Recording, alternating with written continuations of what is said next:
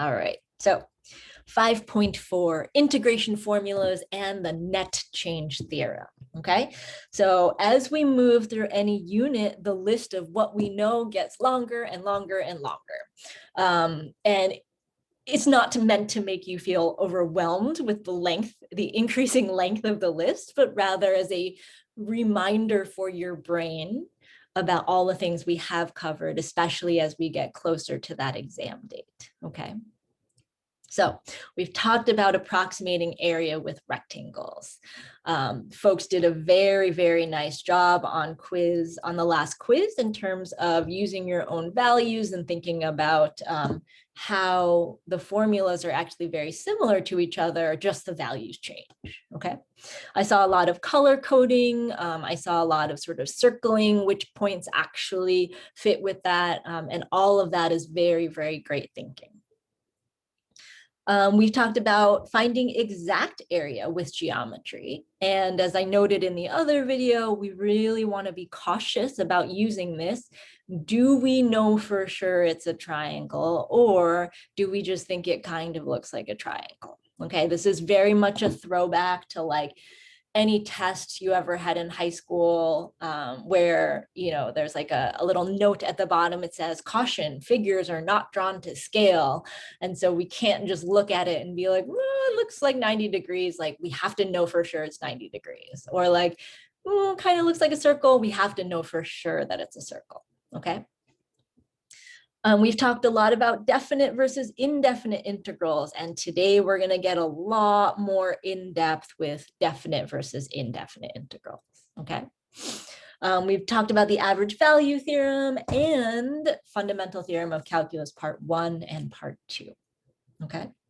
So I know sometimes we sort of wait for the topic list for the exams to come out, but in some fashion, our what we know list is actually a really good way to start thinking back to some of the earlier content that we've done, okay?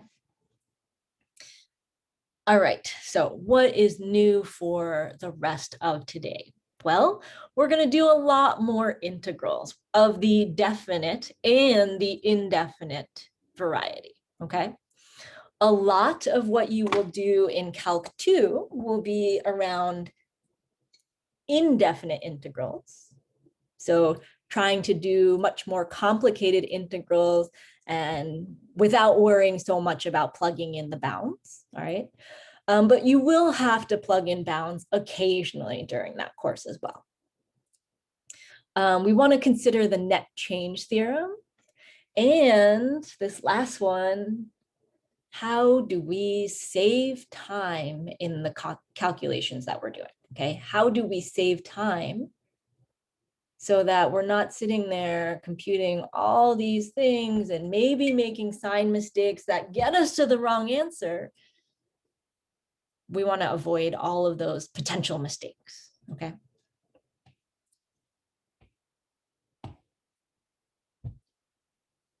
All right, let's begin. So we've got this integral. Is this an indefinite integral or a definite integral? What have we here, folks?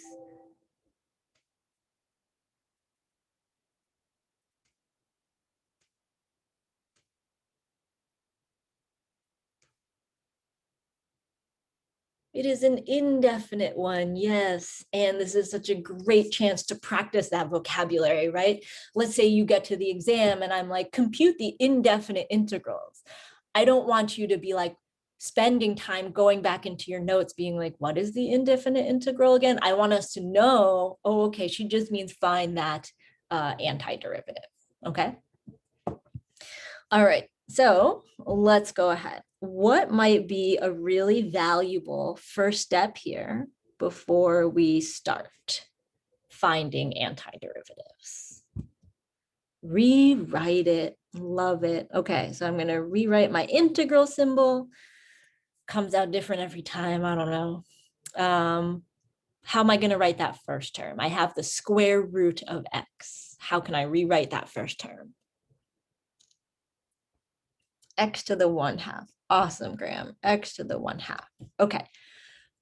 minus sign is going to stay. And how do I rewrite that second one?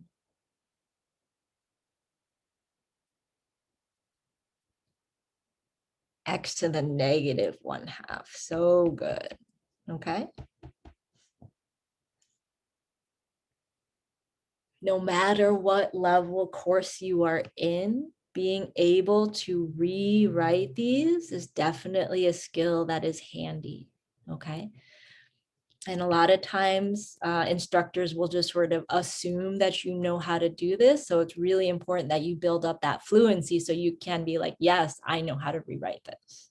Okay. Now that we're rewriting it, can we use the power rule for both of these? Like if we were to think back to the way we frame derivatives and we just wrote down the rules here, can we use power rule for both of them? Or are there other rules we have to consider?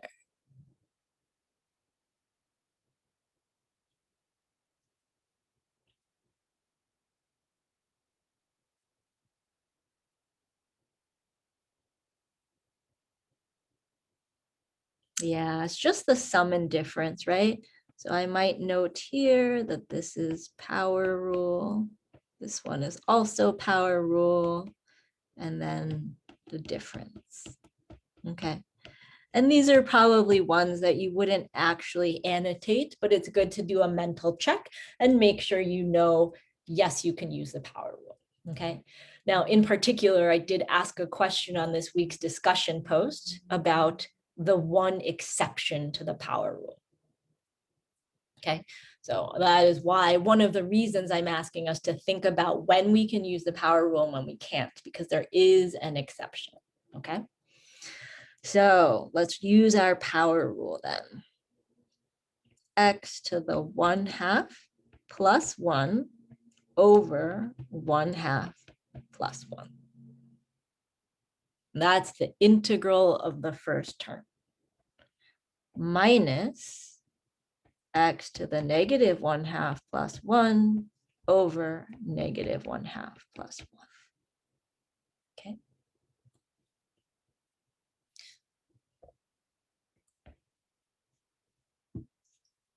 Before I continue, what am I so likely to forget if I don't take care of it right now?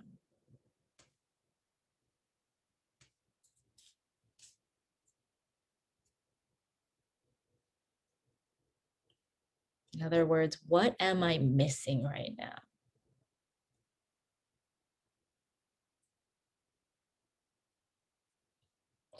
Yes, that plus C. Okay, so now actually this is a good thing to clarify. Think back to a moment. If I asked you to do square root of 9, you would say that's positive 3 or negative 3, right? But would you say this, that the square root of 9 equals the square root of 3? Like, would you say that's true?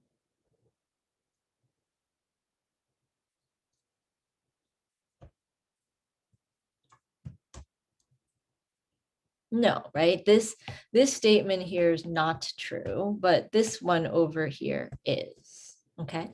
Now, this though is, and I don't know if any of you ever made this mistake, but when you first learned about square roots, sometimes you took the square root, but you left the symbol there because maybe you didn't realize you had used the symbol, right? And so that's a very typical mistake when it comes to students learning about square roots for the first time. They forget they've used it, so then they don't need to write the symbol anymore.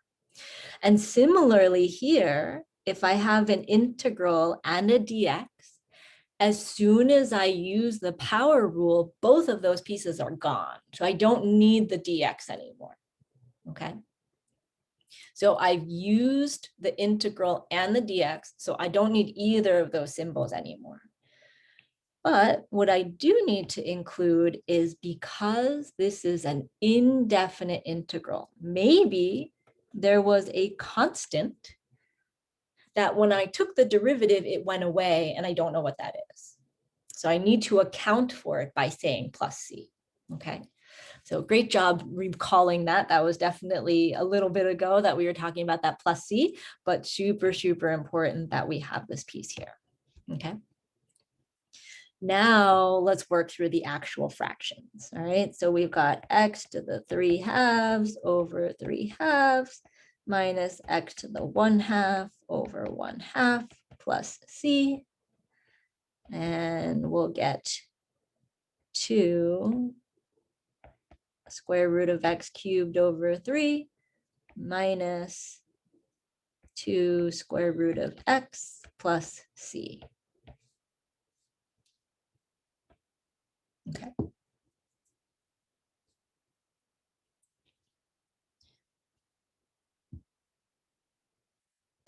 I would say in terms of thinking about where this level of question might fall in the grand scheme of the chapter, I would say that this question is something I would hope is on the easier side for folks. Okay. That is not a public shaming of anyone who's sitting here feeling like this is challenging. It's just a chance to sort of normalize where we're at. This particular question is meant to be on the easier level only because you're just using power rule. And so these are questions that you're like, maybe I can go and find some questions like this to help me prepare for that exam, or to make sure that it actually does feel easier. I bet if you do 4 or 5 of these, it will feel significantly easier, okay? All right, any questions about example 1? Just because I'm telling you it should be easier doesn't mean that it's not okay to have questions. And you can certainly send me a direct message if you're like, I just don't want anyone else to know that this is kind of hard.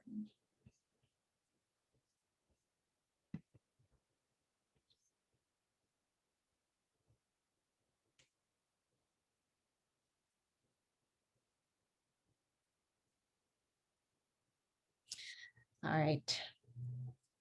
Let's take a look at example 2 then.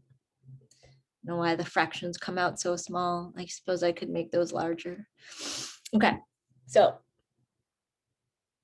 I might look at this question and say, oh gosh, I see a fraction. If we were taking derivatives, maybe we would look at using the quotient rule, right? That would be a really good first guess as to where we are. However, we don't know any quotient rule for integrals, nor will we learn them in this class. And yet, I claim this is a question that we know how to answer. So how do we get around the fact that we don't know a quotient rule for integrals?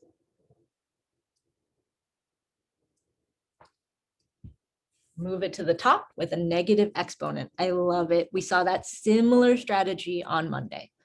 So we'll have x minus 1. Notice that I'm putting that whole numerator in parentheses. That is so critical. Maybe I should make these parentheses like pink so we really, really see those parentheses. Okay. And x squared on the bottom becomes exactly as Megan said, x to the negative 2. Okay. Now, how do we make this better? I would say this is a step in the correct direction, but this might leave me thinking, what about a product rule? And again, we don't know a product rule. All right, yeah, so let's maybe FOIL this out and see. So I'm going to take the x to the negative 2 and distribute it here, and I'm going to distribute it here. And I know we're used to seeing that one term in the front, but we can sort of have it in the front or the back, and it's okay. All right, x to the, if I take this term and I multiply it by this term, so x to the negative 2 times x, what do we get?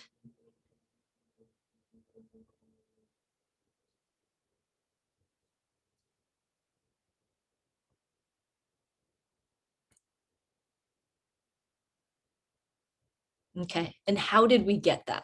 We have one guess for x to the negative 1. How do we handle the exponents? Like, do we multiply them? Do we add them? Yes, we do in fact add them. So we are going to get x to the negative 1, good, minus x to the negative 2. Very nice. Okay, great job, folks.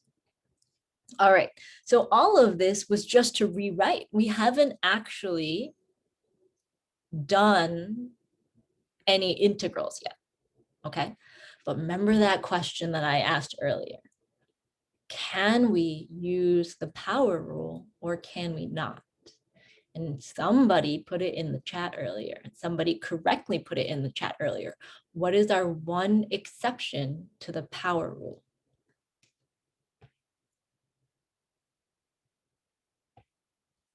There we go. Coming in strong.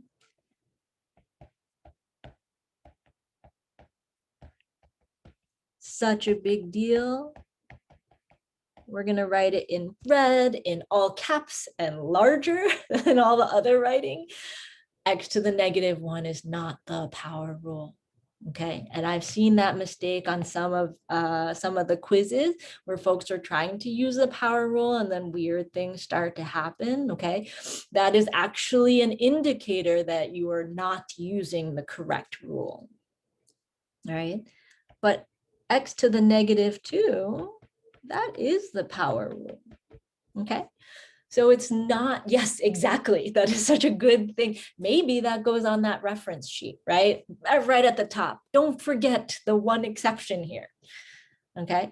Now that doesn't mean that anything with a negative power won't work. It just means negative 1 specifically is problematic.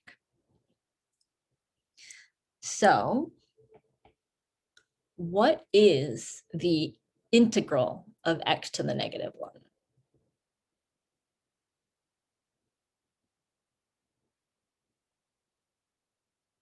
So if I can't use the power rule, what is it then? Yes, exactly. It is a big illegal move. It is the natural log. There we go. Okay. So what we're going to get then is the integral of x to the negative 1 is going to be natural log. And I'm going to do something here that I think is something you want to ask your Calc 2 professor. Okay. I wouldn't maybe ask like, how picky are you about it? But I would sort of watch the notation that's happening, because it's actually the natural log of the absolute value of x. The reason why we sort of have to restrict that to an absolute value is because we can't take a natural log of a negative value. Okay, so I know that some instructors are very particular about that absolute value being there, and some of them don't care. So as just watch during lectures what is happening with the notation, that should give you a good indicator of how picky that particular instructor is. Okay. Yes, and sometimes also WebAssign can be very picky about the absolute value. Okay. So that's our first integral, and then subtracting, let's go ahead and use our power rule now. X to the negative 2 plus 1 over negative 2 plus 1. And just like Megan said earlier, if we don't put in this plus c now, we are likely to forget it. Okay.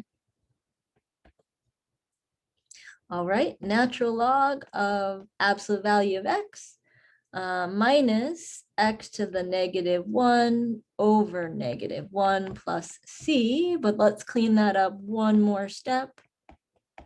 Natural log of absolute value of x plus 1 over x plus c. Okay. So how are we feeling on these first two examples here? I know we don't always do a ton of this kind of practice where we practice the procedure.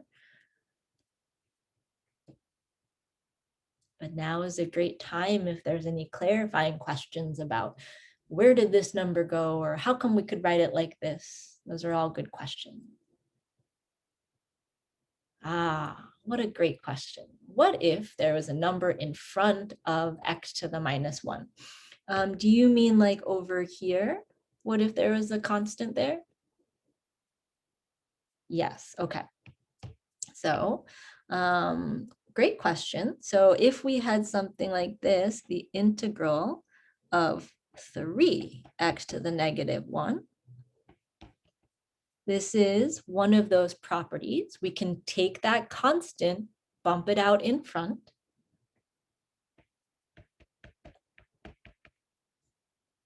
And then this will be 3 times the natural log absolute value of x.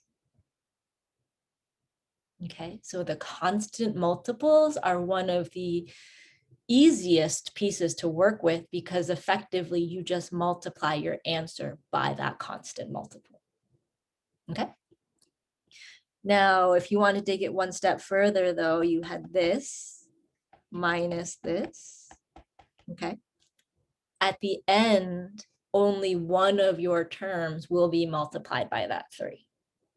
So like at the end, we would get 3 natural log of absolute value of x plus just a 1 over x plus c.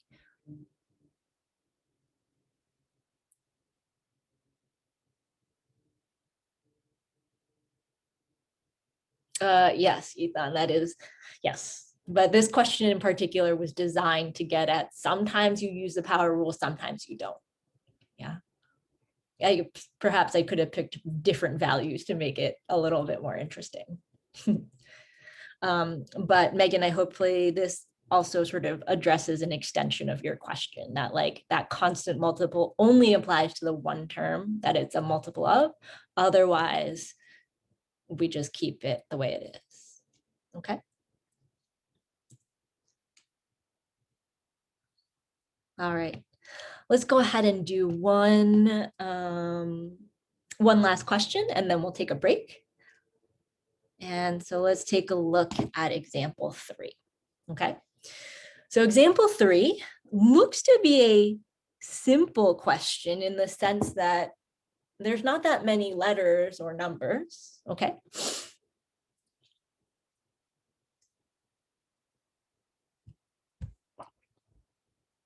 But I know that sometimes when we see fractions, it makes us a little nervous, right? Our hearts beat a little bit faster. The palms get just a little bit sweatier because we're looking at a fraction, and not in a like newfound love kind of way, but like, what's going to happen with this? Do I need quotient rule, right? All these questions kind of come up.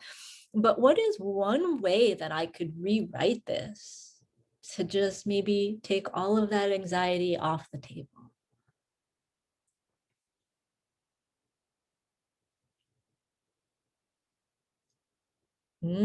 Okay. So we can begin by saying, let's pull that dx to the end.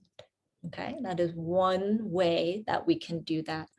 Now, I chose to write this question this way because a lot of the textbooks that you see will sometimes stack that dx on top, but we can simply bump it to the end and replace that numerator with a 1, and we're absolutely fine. Okay. There is one more thing that we might want to do to make our life a little bit easier.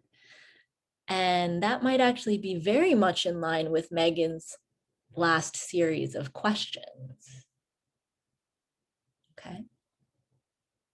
In other words, is there a constant multiple here? Okay. So I see a lot of variations here, which is good. Let's write out both of them.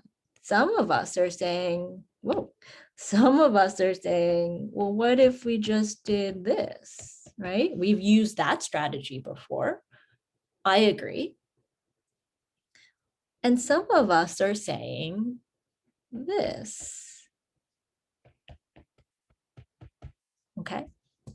Now, I think these are the conversations that are so valuable. So I love that we gave two different responses. Okay.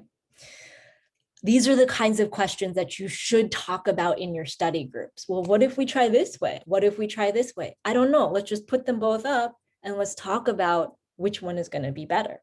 Okay. Sometimes one of them will be better. Sometimes the other one will be better. But what I notice here is if I write it like this, I'll have to do something with sort of that chain rule idea, right? If I write it like this, which is mathematically correct, I have to think about some variation of a chain, which next week we'll learn how to do, but as of now, we don't know how to do it, okay? So instead, maybe we think about the value added by taking that constant out. And that's okay if that constant is a fraction. Okay, so just like above, where we had the 3 in the front, we bumped the 3 out to the front and look at what we had left, just x to the -1. And then that was an integral that we knew how to do, right? And then at the end, we just multiplied in the 3. We can do the same thing, even though this constant is a 1/2. All right. And this is, I know we can take out a constant. It's just, I think, this underlying fear of like fractions that sometimes stop us from getting to that. Okay. But we can keep our function with the constant in the front. And then what is this integral? Integral of 1 over x.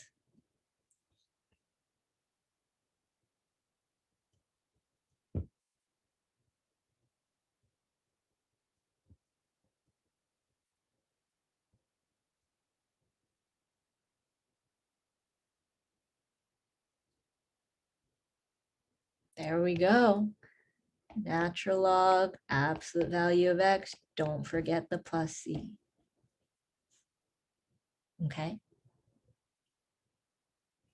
I think these are the kinds of questions that sometimes instructors are a little less forgiving on because it's meant to be a simple problem. Okay. But I know you can get there if you practice a little bit with those fractions. Okay. So even though it's weird to look at because there's a fraction, I know that if you spend a little time with it, that you can make this just as easy as that other problem. Okay. So this seems like a good time to take a break. So let's pause the recording. All right, here we go. Okay, so before break, we talked about some examples, trying to think about clever tricks we know from algebra to help us solve some more complicated looking integrals, okay? Again, tons of great practice problems out there on the interweb. I noticed that quite a few folks use Paul's online notes for their math and writing assignment number 6 if they chose that option. So that is a great place to go get examples, particularly because he has a lot of worked out answers. So it's not just the answer, but he shows you step by step what happens, okay? All right, so all 3 examples we've done so far are indefinite integrals, meaning that we need a plus c, okay? However, if we take a look at these last 2 examples, we might say, those are not indefinite integrals. These are actually definite integrals. So we need to plug in some numbers, and at the end, we will have a number as an answer, okay? Because in particular, this is asking us to find an area, okay? And so let's go ahead and take a look at example 4. So No power rule here, but as Thea pointed out earlier, when we see sines and cosines, we do want to think those trig rules, okay? And so let's figure out first what our integral of sine x is, and give you a moment just looking for the integral of sine x. If you want to go ahead and type that into the chat.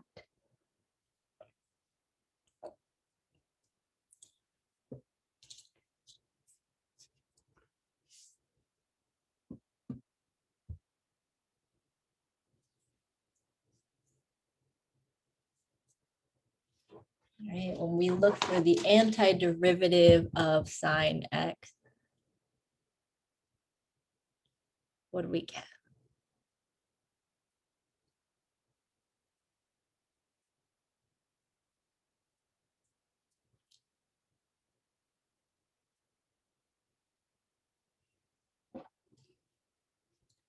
Ooh, so close. Yeah, it's going to be that negative cosine, okay? So this is where it's like, definitely we have to think about it, okay? But the integral of sine is actually negative cosine, okay? So the rules are flipped in the sense that when we took derivatives of things that, of trig functions that started with the letter C, we knew those were negative. But when we go the other way, it's the ones without the C that give you the negative, okay? So sine x becomes negative cosine x minus, then our integral of cosine is sine, okay? I'm going to draw that little vertical line in the lower right-hand corner. The top bound goes up here, the bottom bound goes here, okay? All right. I'm going to set this up so that I plug in one bound and then I subtract, plugging in the other bound. And which bound should I put in this very first set of brackets?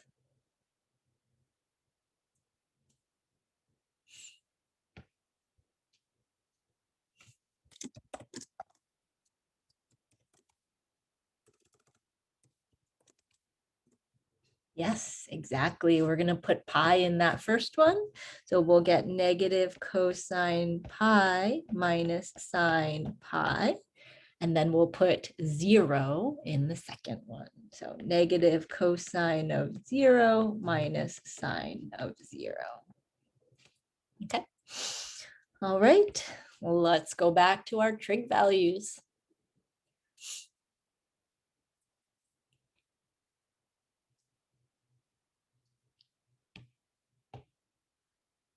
Cosine of pi. What do we get when we have just regular cosine of pi?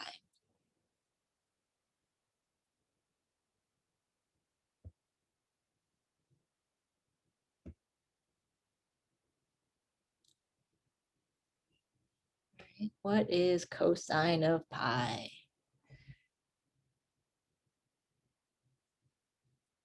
Okay, cosine of pi is not 1, but you're close.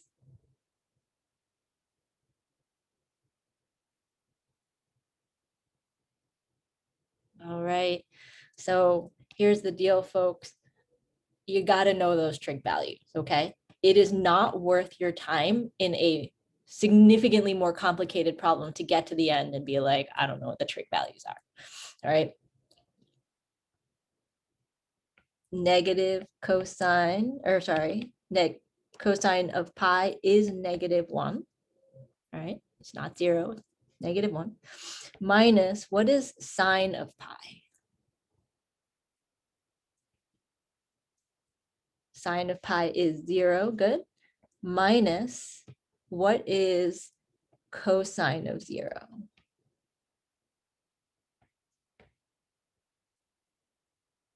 Cosine of 0 is 1, and then sine of 0 is 0, okay? Now, if you're like, I don't know my unit circle values, it's okay to have your unit circle handy, but just have it available, okay, and know how to use it. Now, as you can tell, everything is ones, zeros, or negative ones, and there's a ton of negative signs. So many places to go wrong, right? So let's take it step by step.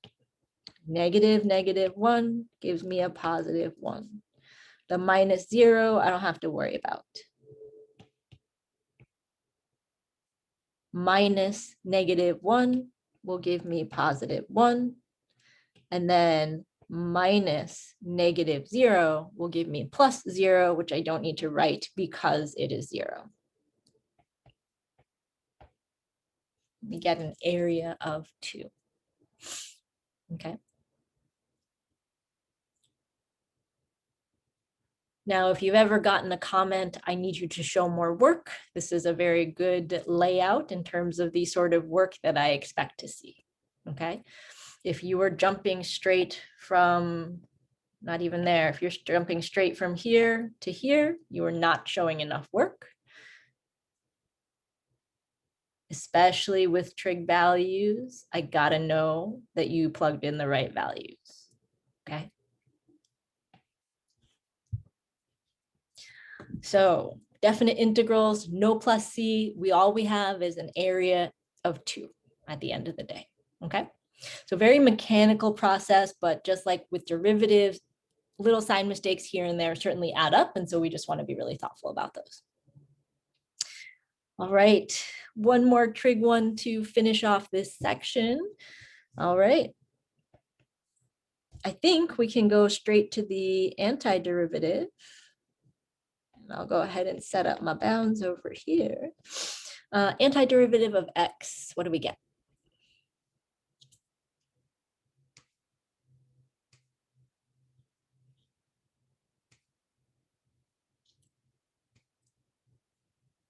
Just the first part. What do we get for the antiderivative of x?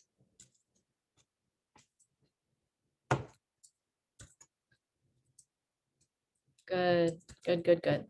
All right. So x squared over 2, and then the antiderivative of sine x.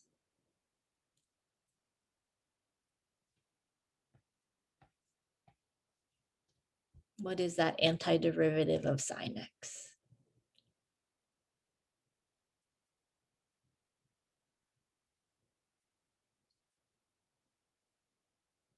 The antiderivative of sine x is not positive cosine.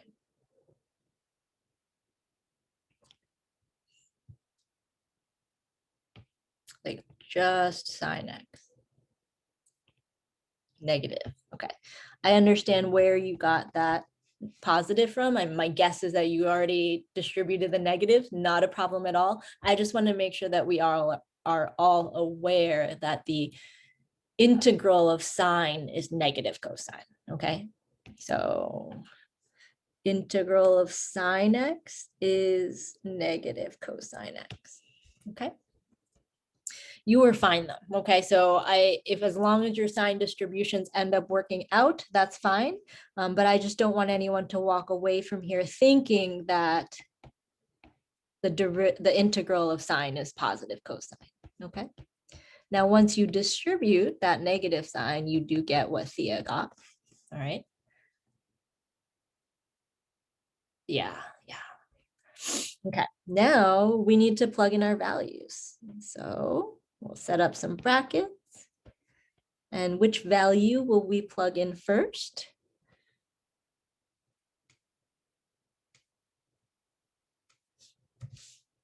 Pi over 2, brilliant. Okay, so pi over 2 squared over 2 plus cosine of pi over 2. And then 0 squared over 2 plus cosine of 0. Okay. All right. Let's figure out our trig values first. What do we get for cosine of pi over 2?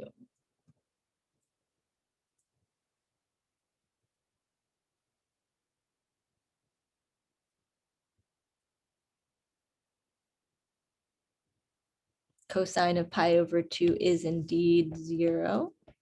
All right, and cosine of 0 is going to be 1.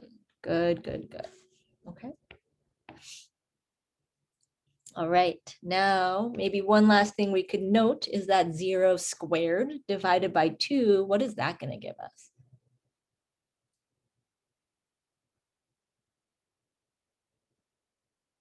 0. All right. So let's see what we have. Pi over 2 squared over 2 plus 0 minus 0. And then what is the sign in front of the 1?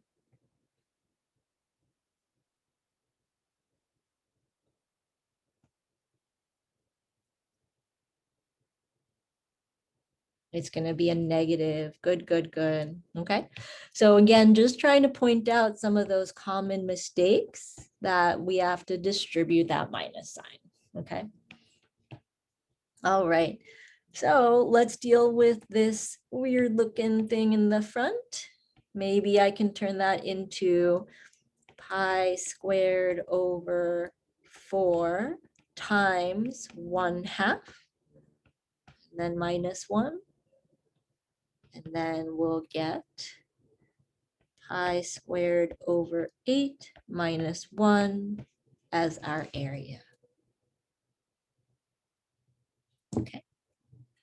I just want to be explicit about the idea here that if there are pi's in your answer, the expectation is that you leave it in terms of pi. Particularly if we are dealing with things like this, just leave it as a pi. The decimal is not going to be exact because there'll be a lot of decimal places. So your answer will not be exact if you do that. Additionally, there is no need to turn this into a common denominator. Okay. And just go ahead and leave it like that, and you're good to go. All right, so questions on 4 and 5, a little bit of a practice with sines and cosines.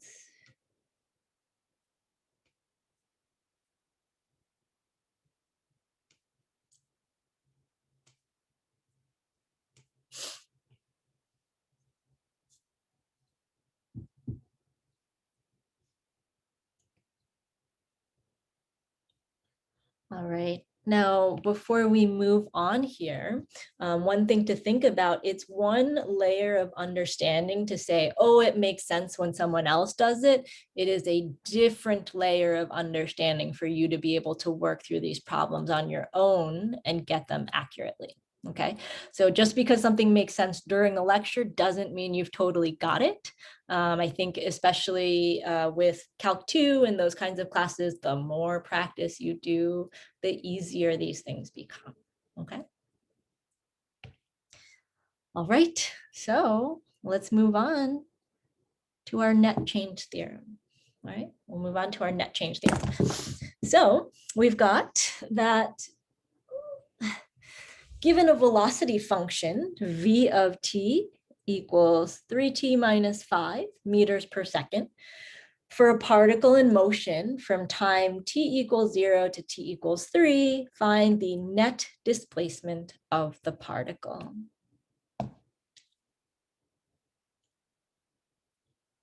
What is this function, or what is this question asking us to do? Like, what steps would work out for us to solve this question?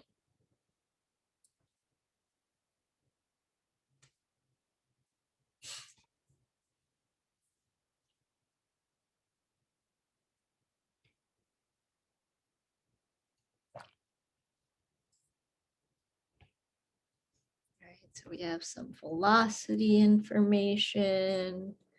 We're looking for net displacement. What does that tell us that we need to do?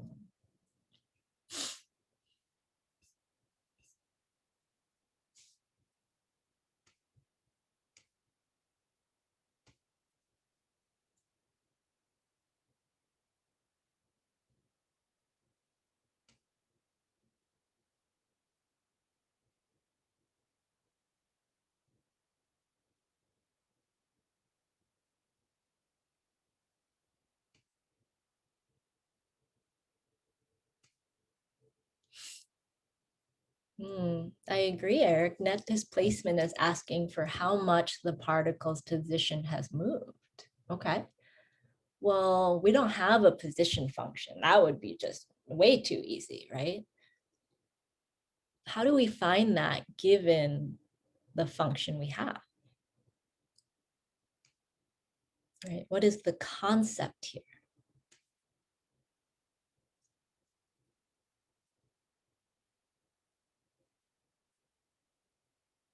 Perfect, perfect, perfect. Okay. So these are where the functions that you're working with are probably a little bit easier than the functions we just practiced finding integrals of. But the difference here is that you have to make the connection. Am I using a derivative? Am I using an integral? What are we doing here? Okay. So as both Erics actually said quite well, net displacement means that we are looking for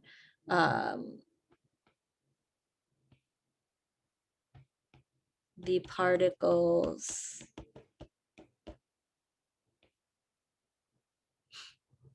change in position. Okay. And we actually, yeah, right? And we tie that back to, I don't have information about position, but I know that the integral of velocity,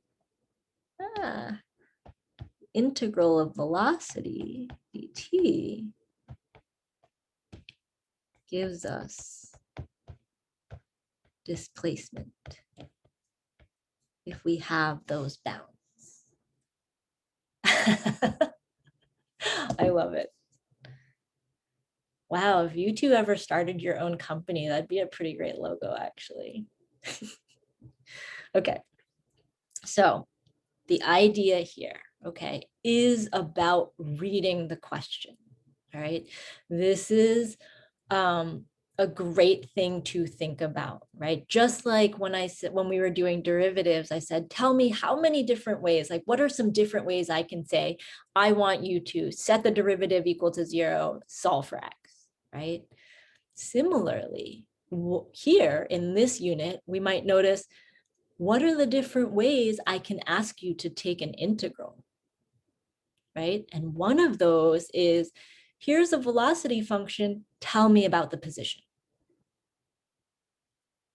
Okay. So as such, let's set up our integral. I know my function is 3t minus 5 dt. What are my bounds in this case?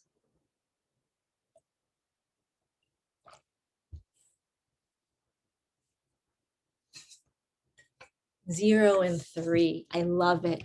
So we've got a 0, we've got a 3, and which one should go on the bottom?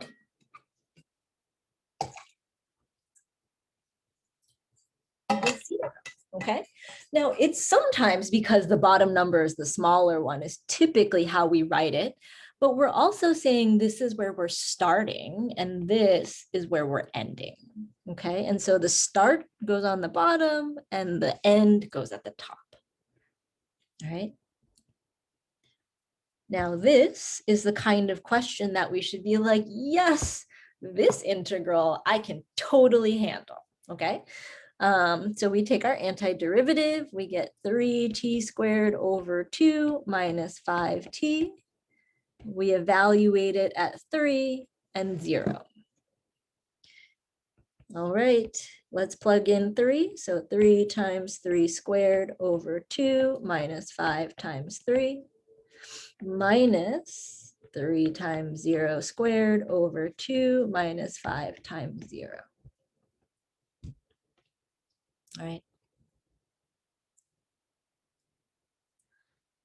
Let's see if we can simplify anything before we go to the next line. Turns out this is 0. This is also 0. All right. Sometimes I do that, like I'll tell myself that it's going to be 0 so that in the middle of the problem, I don't accidentally think 5 times 0 is 5. Or like 3 times 0 is 3. Okay, so it's like, for me, that's a preventative measure against making those kinds of mistakes. All right, but if you don't make those mistakes, you don't necessarily need to worry about that part. All right, let's do a little bit of computation. 3 times 3 times 3 is not 9, but it is 27 minus 15 over 1. All right, looks like we need a common denominator, 27 over 2 minus 30 over 2. And we end up with a net displacement of -3 halves. Okay. Now, before I make that box, let me make it a little bit bigger. Since this is an application problem, let's think about the units here. All right. Now, as we mentioned earlier, this is not going to be like centimeters squared or feet squared. But what would the units of this one be? Meters. Good, good, good. Okay, so meters here, and that will finish off the problem. Okay.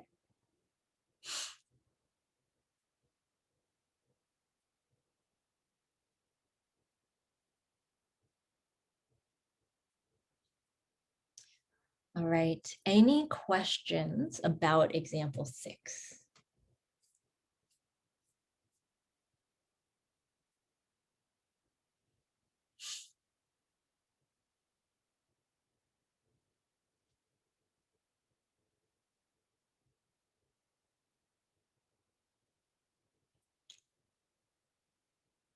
All right, let's move on to example 7.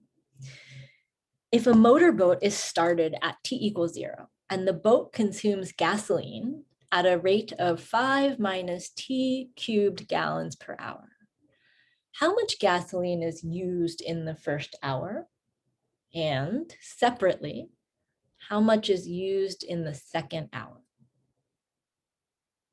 Okay, so take a moment to think about this. What I would like you to consider is, what function do we need to use? All right, are we taking derivatives or are we taking integrals? And let's take it from there. Okay.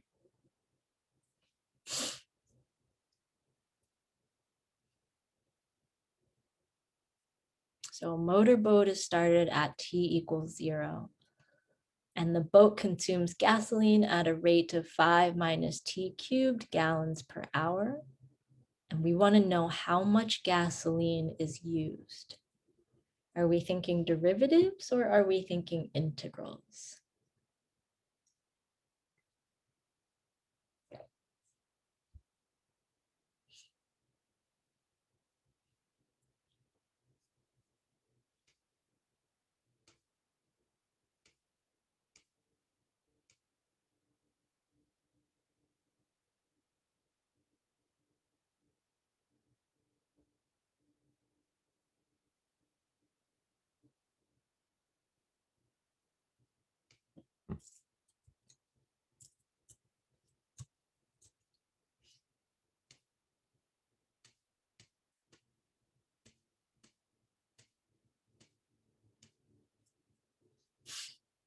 Yeah, we have some different keywords here.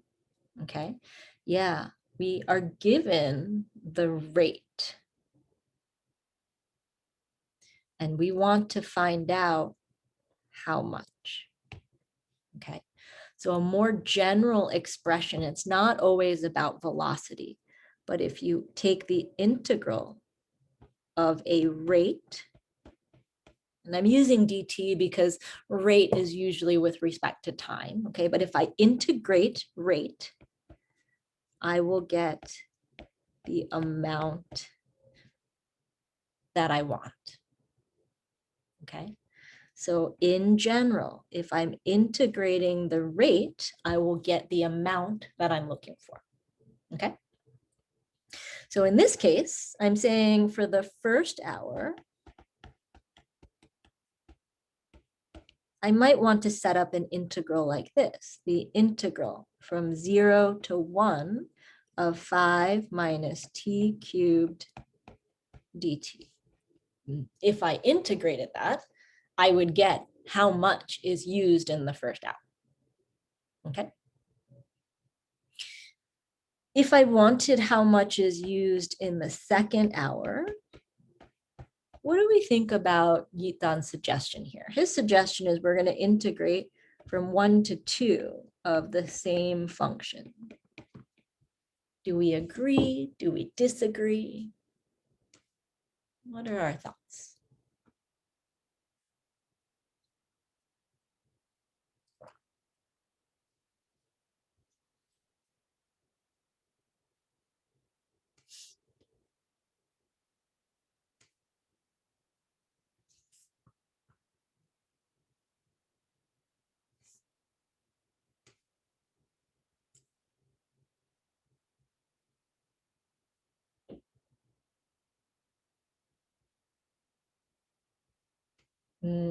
Okay, yes.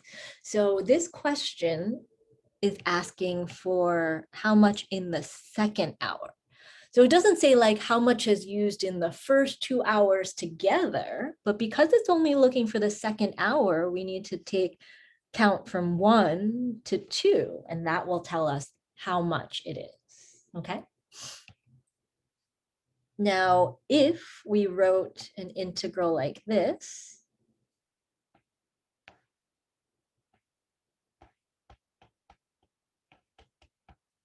what might the question have looked like? Like, how would I change the wording in the question to make you write an integral like this? Yeah, how much gasoline is consumed over the first 2 hours? Okay. Perfect. Okay. Yeah. All right. So,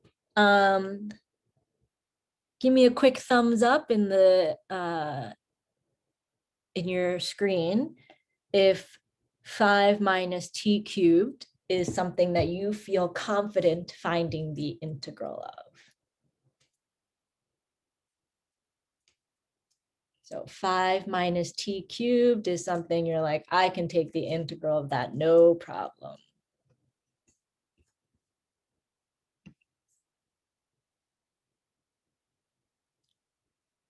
Okay.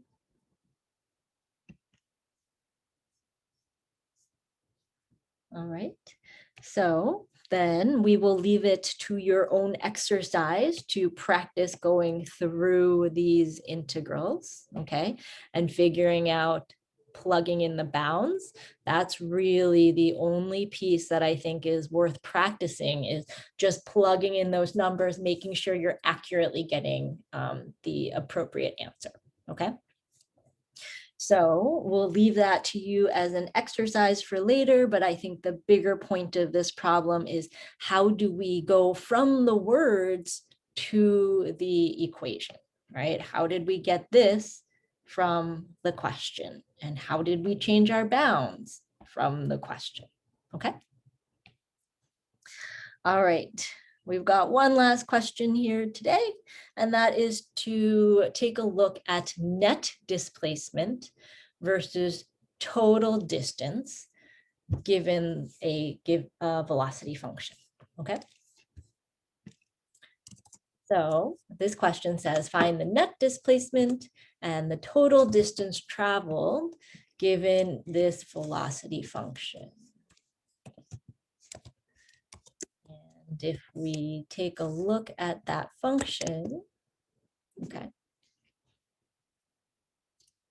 we throw this on Desmos or some equivalent graphing device. Let's see, we have T and we have v of t, okay? So if we go ahead and graph this on Desmos or some other graphing platform, we end up with an exponential function, whoa, that looks something like this, okay? And if we mark off our bounds, we're starting at 0, because this is 0. And we are going until we get to 2, which is somewhere here, okay? 0 and 2. Now, before you do any questions that like ask you to distinguish between net and total, it's probably a hint that some of your area is below the x-axis and some of your area is above the x-axis, okay? So if I want to set up a net displacement integral,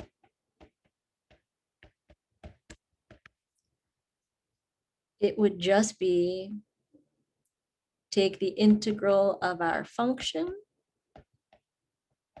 and throw in the bounds that they want you to, 0 to 2. That's it. Okay.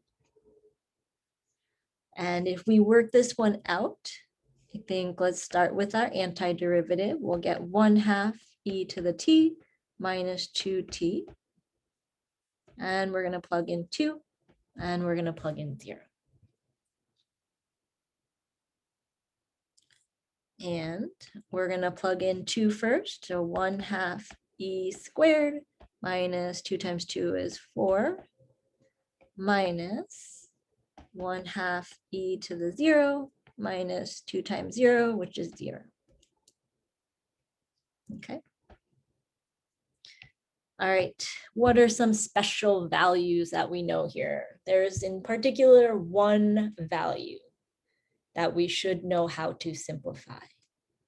And in fact, it's such a common value that a lot of times when you look at the answer key in textbooks, they won't even show you where it went. It just kind of goes away.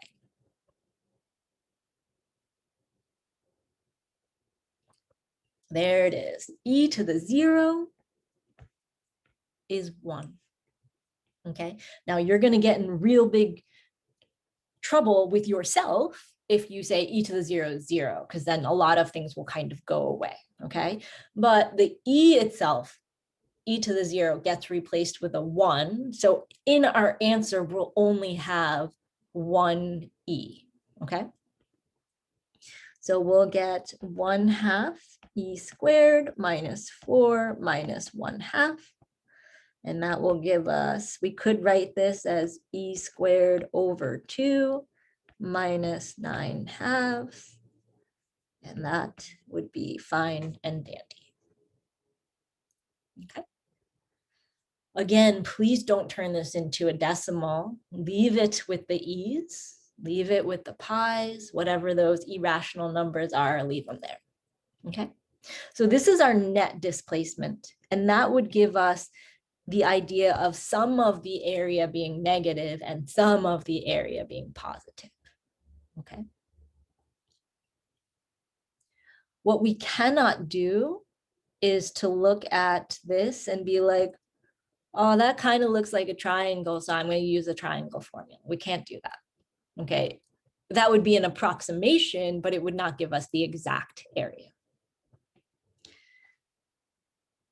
All right. So final question here.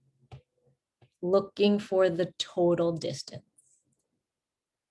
If I want to find the total distance, how do I modify my integral?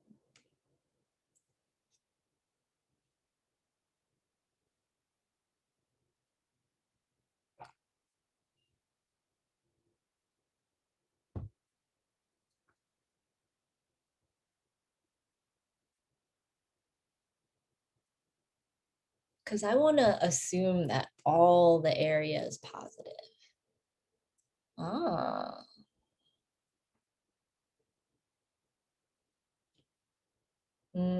That's a good strategy. That's a good strategy. Okay, I like the idea of absolute values somehow being used.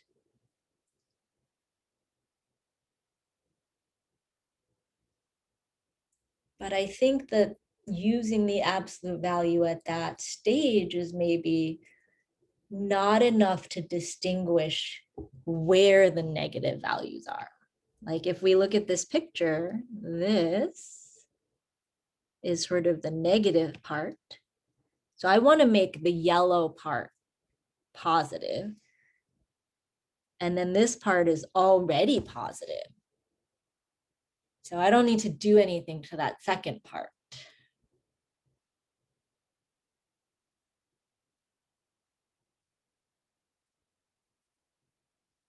How could I use the ideas of integrals to make the yellow part positive?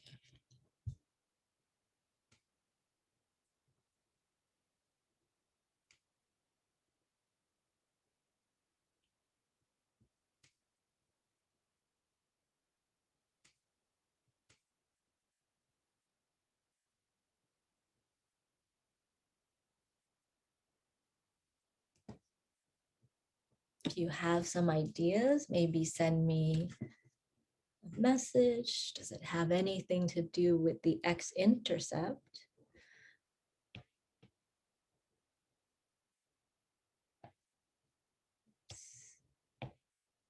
Or you mean like this point right here? What about it? Like, how could we use that to our advantage? Ah, okay. Anything under that is negative, and anything after that is positive. Okay. So this is actually a really important idea that we're going to use quite a bit, okay? Sometimes when we want to find the area, we can't just use one integral, all right? We actually have to find one integral for the negative area, find that area, make it positive, and then add it to the other integral, which is already going to be positive. And yes, Eric, we can actually use that idea of reversing bounds to help us out if we want. Or in this case, we could do as Ethan suggested, which is put that part in absolute values. And I would say that both ways would get you to the same answer. Okay.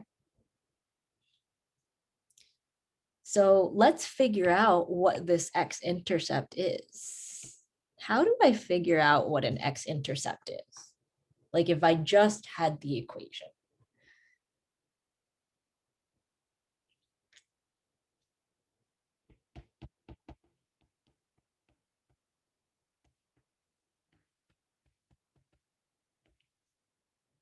Right? How do we set something up so that we can find set equal to 0 and solve for x? All right, so we're going to take our velocity function, we're going to set it equal to 0, and in this case we're going to solve for t. Okay, so I'm going to add 2 to both sides. I'm going to multiply by 2, get 4 equals e to the t. This you will see quite a bit as well in a lot of Calc 2 stuff. How do I get that t out of the exponent? There we go. All right, so how do we undo the exponential? We got to remember that we can rewrite it using natural logs. And so we'll actually get that t is the natural log of 4. Okay. Do not turn that into a decimal, leave it as a natural log, but that now gives us our x-intercept, which means now we can split our integrals. So for the total displacement or total distance, we're going to have one area from 0 to natural log of 4, of the function. And we're going to add it to the integral from the natural log of 4 to 2 of that part. Which one of these expressions should I put the absolute value around? The first one or the second one?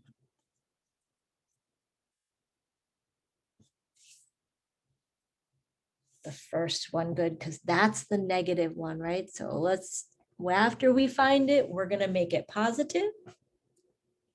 Now, I think that it's not necessarily a convention that we do this, but to Eric's point, we could absolutely have done natural log of 4 to 0 of this function. And these two are equivalent statements, okay? So if you do this, this is probably what most instructors are used to seeing. If you choose to write this, maybe just write a little sentence justifying why you chose to do that. Not for me, but like for a future instructor, okay? All right, so we can take our antiderivatives the same way we did above. We're still gonna get 1/2 e to the t minus 2t. We're just gonna have different bounds to plug in. Okay, so let's list this out. Let's give ourselves enough room. We're going to have 1/2 e to the t minus 2t. We're going to plug in natural log of 4 and 0, and we're going to take the absolute value of that. Plus, the second one does not need the absolute value. And this time I'm going to plug in 2 and natural log 4. Okay. I would encourage you to write it all out in one line rather than doing this piece over here and this piece over here, because I find that when students write one piece over here and another piece over there, they sometimes forget to include all those pieces back in. Okay. So 1/2 e to the natural log 4 minus 2 natural log 4 minus 1/2 e to the 0 minus 2 times 0. That's the first one. Plus the second one, 1/2 e to the natural log 4 minus, 2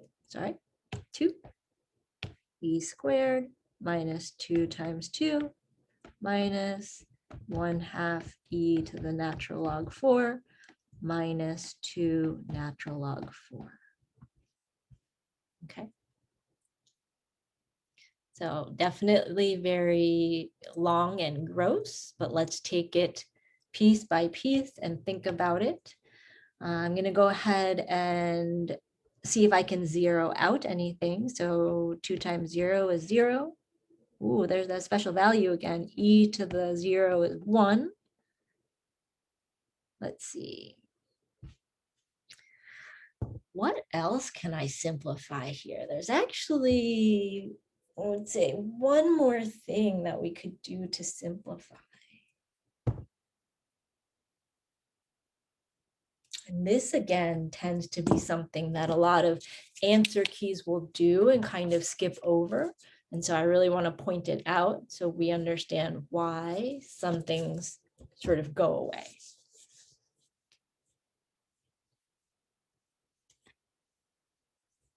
Right? So I know there's a lot of letters and numbers here, but is there some place that we could get rid of some of those letters or numbers?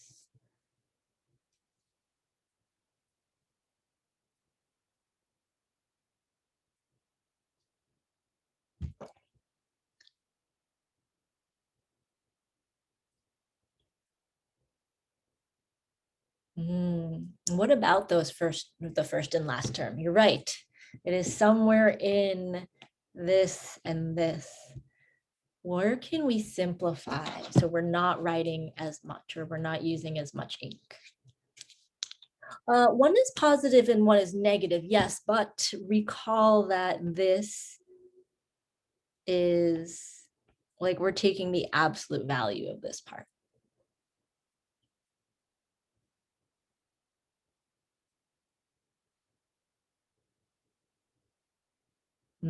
Okay, so e to the natural log of 4.